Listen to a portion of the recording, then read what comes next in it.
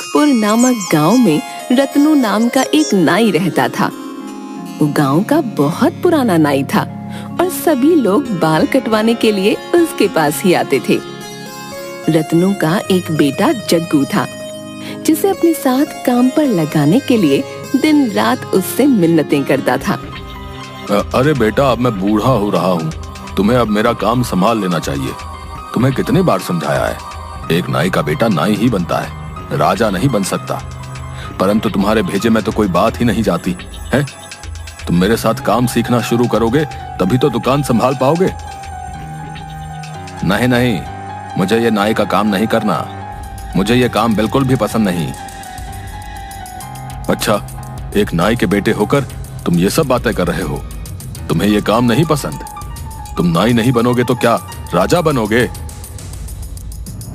बाप बेटे में आए दिन यही खटपट चलती रहती, परंतु जग्गू किसी भी तरह से अपने बाप का काम संभालने के लिए तैयार नहीं था। वो हमेशा मन ही मन सोचता कि किस तरह वो इस काम से पीछा छुड़ाए। रोज की बहस से तंग आकर आखिर एक दिन जग्गू घर छोड़कर चला जाता है। जग्गू अपना गांव छोड़कर दूसरे गांव की तरफ चल देता है और मन ही मन सोचता है, मैं इस गांव को ही छोड़कर चला जाता हूँ। किसी दूसरे गांव में जाकर नई जिंदगी शुरू करूंगा, जहां मुझे कोई न जानता हो। वहां मैं किसी को नहीं बताऊंगा कि मैं एक नाई का बेटा हूँ। इस तरह चलते चलते जग्गू अपने गांव से काफी दूर एक अजनबी गांव में पहुंचता है। सामने उसे एक मंदिर दिखता है। जग्गू मंदिर के अंदर चला जाता है। मंदिर के पंडित जी उससे पूछते हैं, अरे बेटा, तुम क्या यहाँ नए आए हो? आज से पहले मैंने तुम्हें कभी नहीं देखा। जय पंडित जी, प्रणाम। मैं काफी दूर के एक गांव से यहाँ आया हूँ। मैं इस गांव में किसी को नहीं जानता। क्या मैं आपके मंदिर में विश्राम कर सकता हूँ? बेटा, तुम कहाँ से आए हो और तुम्हारे पिताजी क्या काम करते हैं? अपने बारे में कुछ बताओ। पंडित जी का सवाल सुनकर जग्गू सोच में पड़ जाता है कि अब क्या बोले। सच तो नहीं बता सकता था। जी पंडित जी, मेरे पिताजी रत्नू नाथ शर्मा अपने गांव के जाने माने पंडित हैं और मेरा नाम जग्गू शर्मा है। अच्छा अच्छा, तो तुम पंडित परिवार से हो, परंतु घर छोड़कर यहाँ क्यों आ गए? मैं अपने घर से दूर रहकर कुछ सीखकर अपने बलबूते पर कुछ करना चाहता हूँ, परंतु अभी मेरी समझ में कुछ नहीं आ रहा कि मैं कहाँ जाऊं। देखो बेटा, पीछे ही मेरी कुटिया है। मैं वहां अकेला ही रहता हूँ और इस मंदिर की देखभाल भी मैं ही करता हूँ। तुम चाहो तो मेरे साथ रह सकते हो। तुम इस मंदिर का सारा काम संभाल लेना, जैसे कि इसकी साफ सफाई, पूजा वगैरह की तैयारी। मैं तुम्हें सब कुछ सिखा दूंगा। पंडित जी की बातें सुनकर जग्गू बहुत खुश हो जाता है और मन ही मन सोचता है, लगता है तीर निशाने पर ठीक लग गया है। इस पंडित को कोई शक नहीं हुआ और ये मुझे भी पंडित ही समझ रहा है। बस फिर क्या था, अगले ही दिन जग्गू ने अपना भेष बदलकर पंडितों जैसा कर लिया। सिर पर चोटी, धोती कुर्ता और माथे पर तिलक और गले में माला। पंडित जी के साथ मंदिर में काम करने की वजह से सभी लोग उसे पंडित ही मानने लगे और वो भी पंडित जी के साथ रहते रहते पूजा की सारी विधियां, मंत्र उच्चारण, आरतियां सब सीख गया। अब पूरा गांव उसे पंडित जग्गू शर्मा के नाम से जानने लगा और उसका जीवन मजे में कटने लगा। उसी गांव के एक सेठ पंडित दीनदयाल शर्मा गांव के सबसे अमीर व्यक्ति थे, परंतु उनकी शादी नहीं हुई थी, जिस कारण उनका इस दुनिया में कोई नहीं था। अरे पंडित जी, परसों हमारे घर में हवन और पूजा है, आपको याद है ना? पूरी तैयारी कर लीजिएगा और समय पर पधार जाइएगा। है जी जी सेठ जी, मुझे अच्छी तरह याद है। आप हर साल ये हवन और पूजा करवाते हैं और गरीबों में दान बांटते हैं। आप चिंता ना करें, मैं सब तैयारी के साथ पहुंच जाऊंगा। पंडित जी जग्गू से कहते हैं, जग्गू, परसों सुबह सेठ जी के यहाँ हवन है। वो हर साल ये हवन और पूजा करवाते हैं। तुम्हें सामान की लिस्ट दे दूंगा, सारा सामान कल ही खरीद कर मंदिर में रख देना। परसों सुबह जल्दी ही हमें उनकी हवेली पर जाना है। नियमित समय पर पंडित जी और जग्गू सेठ जी की हवेली पर पहुंच जाते हैं। इतनी विशाल हवेली देखकर जग्गू हैरान रह जाता है और सोचने लगता है, इतनी बड़ी हवेली, वाह, ये तो बहुत पैसे वाले सेठ जी लग रहे हैं। लगता है खूब माल मिलेगा। पंडित जी और जग्गू सेठ के यहाँ बहुत अच्छे से पूजा और हवन संपन्न करते हैं। जग्गू को इतनी निष्ठा से पूजा और सभी कार्य करते देख सेठ जी पंडित जी से पूछते हैं, ये लड़का कौन है? पहले तो इसे कभी नहीं देखा। हाँ सेठ जी, कुछ ही दिन पहले ये मेरे पास आया है। पंडित घराने से ही है। इसके पिता भी अपने गांव के पंडित हैं। बहुत ईमानदार और मेहनती लड़का है। जग्गू को जब पता चलता है कि सेठ जी का इस दुनिया में कोई भी नहीं है, उसके दिमाग में एक तरकीब आती है। किसी भी तरह ये सेठ जी को बातों में फंसाकर इनके घर में अपनी जगह बनानी होगी। क्योंकि जग्गू काफी चालाक किस्म का लड़का था। वो सेठ जी के यहाँ आना जाना शुरू कर देता है। किसी भी बहाने से वो अक्सर सेठ जी के यहाँ आता और उनसे ऐसी मीठी मीठी बातें बनाता कि कुछ ही दिनों में सेठ जी उसे बहुत पसंद करने लगे।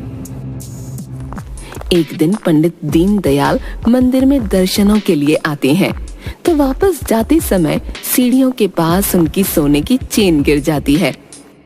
उस पर जग्गू की नजर पड़ती है तो उसके मन में लालच आ जाता है, परंतु दूसरे ही पल में सोचता है, यदि ये सोने की चेन मैंने सेठ जी को लौटा दी तो उनके मन में मेरे प्रति विश्वास और जाग जाएगा। यह अच्छा मौका है दिल में अपनी जगह बनाने का। बस यही सोचकर वो तुरंत चेन उठाकर सेठ जी को सौंप देता है। अरे रुकिए सेठ जी, ये देखिए आपकी सोने की चेन यहाँ गिर गई है। अरे सच में ये तो मेरी ही है। मुझे पता ही नहीं चला ये कब गिर गई। भाई तुम बहुत ईमानदार लड़के हो, वरना कोई और होता तो इतनी महंगी चेन कभी वापस नहीं करता।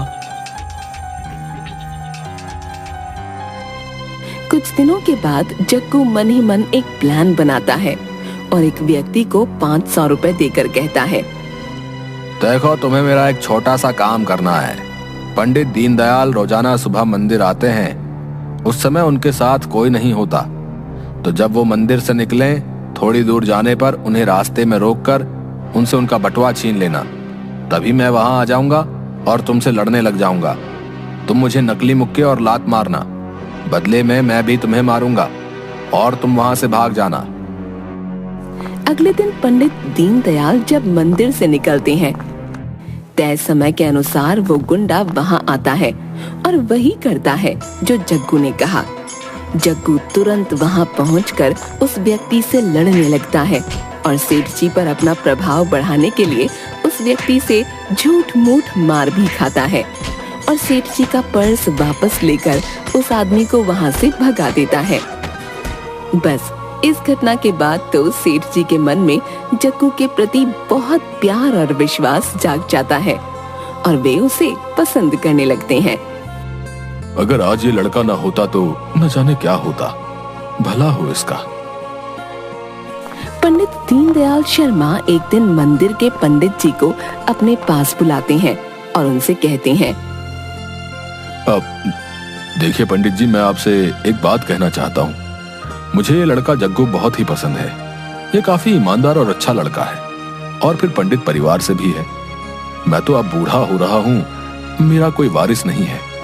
मैं सोच रहा हूँ कि क्यों ना इस जग्गू शर्मा को गोद ले लूं और इसे अपना बेटा बना लूं। ये बात सुनकर पंडित जी हैरान हो जाते हैं, परंतु खुश भी होते हैं। अरे सेठ जी, लड़का तो सच में हीरा है, हीरा। यदि आप इसे अपनी शरण में ले लें तो इसका जीवन सुधर जाएगा। पंडित जी वापस मंदिर में जाकर ये खुशखबरी जग्गू को सुनाते हैं। अरे जग्गू, तुम्हारी तो लॉटरी निकल आई। तुम्हारे लिए बहुत बड़ी खुशखबरी है। अरे ऐसा क्या हो गया पंडित जी? आप इतने खुश क्यों नजर आ रहे हैं? अरे तुम सुनोगे तो तुम भी खुश हो जाओगे। पंडित दीनदयाल शर्मा ने आज मुझे अपने घर बुलाया था और उन्होंने मुझसे कहा कि मैं जग्गू को अपना वारिस बनाना चाहता हूँ, यानी वो तुम्हें गोद लेना चाहते हैं। इतने अमीर आदमी के पुत्र बनकर तो तुम राज करोगे। तो बताओ, है ना ये खुशी की बात? ये बात सुनते ही जग्गू के मन में लड्डू फूटने लगते हैं। उसकी मनोकामना पूरी हो गई थी, परंतु वो नाटक करते हुए बोलता है, पर आपको छोड़कर मैं कैसे जाऊंगा? आप अकेले नहीं हो जाएंगे। अरे मेरी चिंता मत करो, अपने भविष्य के बारे में सोचो। फिर तुम कौन सा दूर जा रहे हो? इसी गांव में तो हो, हम लोग रोजाना ही मिलते रहेंगे। बस अब तुम सेठ जी की हवेली में जाने की तैयारी करो। जग्गू की खुशी का ठिकाना नहीं था। वो मन ही मन सोच रहा था कि तीर इतना जल्दी सीधा निशाने पर लग जाएगा, ऐसा तो उसने सोचा ही नहीं था। वो सोचता है, मेरे पिताजी तो मुझे बहुत ताने मारते थे कि नाई नहीं बनोगे तो क्या राजा बनोगे। अब कोई उन्हें जाकर बताए कि मैं तो सचमुच राजा बनने वाला हूँ। आखिर मेरा सपना जो पूरा होने जा रहा है। बस कुछ ही दिनों में पंडित दीनदयाल शर्मा जग्गू शर्मा को अपने घर पर अपना पुत्र बनाकर रख लेते हैं और धीरे धीरे उसे अपने कारोबार के बारे में समझाने लगते हैं। जग्गू तो खुशी के मारे फूला नहीं समाता। उसने इतना पैसा और ऐसा ऐशो आराम तो कभी सपने में भी नहीं देखा था। वो खूब ठाठ से रहने और खाने पीने लगता है और नौकरों पर हुक्म चलाने लगता है। वो सेठ जी के काम में कोई दिलचस्पी नहीं दिखाता और सारा दिन नौकरों पर हुक्म चलाता, खाता पीता और आराम करता। जग्गू की जिंदगी बहुत ऐशो आराम से गुजरने लगी। वो सचमुच में भूल जाता है कि वो असल में है कौन। सेठ जी जग्गू से कहते हैं, जग्गू बेटा, आज दूर गांव से 3-4 व्यापारी आ रहे हैं। वो हमसे कुछ जमीन खरीदना चाहते हैं। जब वो लोग आए तो तुम भी मेरे साथ बैठना, ताकि तुम काम की सभी बारीकियों को समझ सको। आगे तो तुम्हें ये सब संभालना ही है। जी, जैसी आपकी आज्ञा। वो लोग हवेली में आते हैं। सेठ जी जग्गू को भी बुला लेते हैं। अब मैं आप लोगों का परिचय अपने पुत्र से करवाना चाहता हूँ। ये है मेरा पुत्र जग्गू। सेठ जी जग्गू को उन लोगों से मिलवाते हैं। उनमें से एक व्यक्ति जैसे ही जग्गू को देखता है वो चौंक उठता है। वो व्यक्ति जग्गू को काफी देर तक घूरता रहता है और सेठ जी से पूछता है, ये आपका पुत्र कैसे हो सकता है? हमने तो सुना था आपकी कोई संतान नहीं। आपने ठीक सुना था, मैंने इसे गोद लिया है।